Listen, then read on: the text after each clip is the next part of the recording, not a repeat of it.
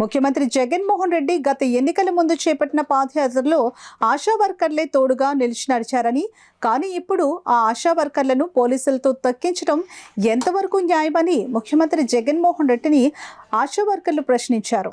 న్యాయమైన తమ డిమాండ్ల పరిష్కారం కోరుతూ చలో విజయవాడ కార్యక్రమం చేపట్టిన ఆశా వర్కర్లను ఎక్కడికక్కడ నిర్బంధించి అరెస్టులు చేసి కొంతమందిని ఇంకా విడుదల చేయకపోవడాన్ని నిరసిస్తూ తమ సమస్యల పరిష్కారం కోరుతూ పిఠాపురంలో ఏపీ ఆశా వర్కర్ల యూనియన్ పిఠాపురం కమిటీ నాయకురాళ్లు, సభ్యులు స్థానిక తహసీల్దార్ కార్యాలయం ఎదుట ధర్నా చేశారు.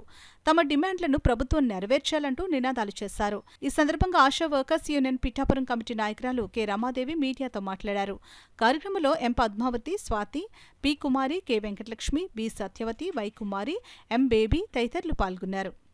లేదు, సంక్షేమ పథకాలు ఏవీ లేవు. మీరు ఆశా వర్కర్ అయితే ఆటో డ్రైవర్లు మా భర్తలు అయితే మీరు ఆశా వర్కర్ భర్త కాబట్టి మీకు ఆటో డబ్బులు లేవు.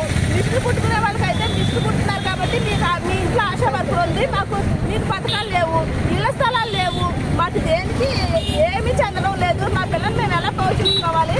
మేము ఆశా వర్కర్ రావడం మా తప్పు అయిపోయిందా? ఇదివరకు మమ్మల్ని కేకేసి మరీ పిలిచి మీరు పనిచేయడం, మీరు ఎదుటి వాళ్ళకి చెప్పి తల్లి బిడ్డ మరణాలు అవ్వకుండా మీరు ఇక్కడికి రండి, మీరు గవర్నమెంట్ హాస్పిటల్లో డెలివరీలు వేసుకుంటే జనాభా బాగుంటారు, ఆరోగ్యంగా ఉంటారు, మీరు హెల్ప్ చేయండి అని మమ్మల్ని పిలిచి ఈ రోజు పోలీసులతో తొక్కించడం ఏమాత్రం న్యాయంగా ఉందండి?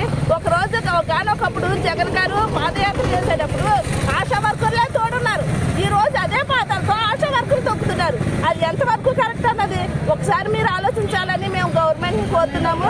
మేము 10 రోజులు అవుతుంది మేము ధర్నా చేస్తాము అని.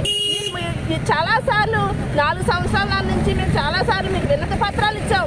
మీ ప్రభుత్వాలు అందరికీ అంతేలా వినతి పత్రాలు ఇచ్చాం. కానీ ఈ రోజు మేము వినతి పత్రాలు ఇచ్చినప్పుడు మాకు చర్చలు పిలిపించి మాట్లాడి విజయవాడ రాకుండా చేసుకోవాలి. కానీ ఎక్కడికక్కడ పోలీసులు బంధించి అరెస్టులు చేయించి పొద్దున్న 6 గంటల నుంచి సాయంకాలం వరకు మమ్మల్ని అరెస్ట్ చేసి ఉంచారు. ఇప్పటికి ఇంకా మా ఆశా వర్కర్లు ఇంకా మీ కస్టడీలో ఉన్నారు. కొంతమంది అయితే ఎక్కడున్నారో ఎక్కడ పెట్టారో కూడా తెలియలేదు. ఇదేమిటో ఉద్యమైన ప్రభుత్వం అండి. దాన్ని అందుకే మేము డిమాండ్ చేసి ఆశా వర్కర్లందరూ మేము ధర్నాలు చేస్తున్నాం. కోవిడ్లో చేసినప్పుడు ఆశా వర్కర్లకి జీతం పెంచుతామని, ఎక్స్ట్రా డబ్బు ఇస్తామని అన్నారు. ₹1 ఇచ్చారండి.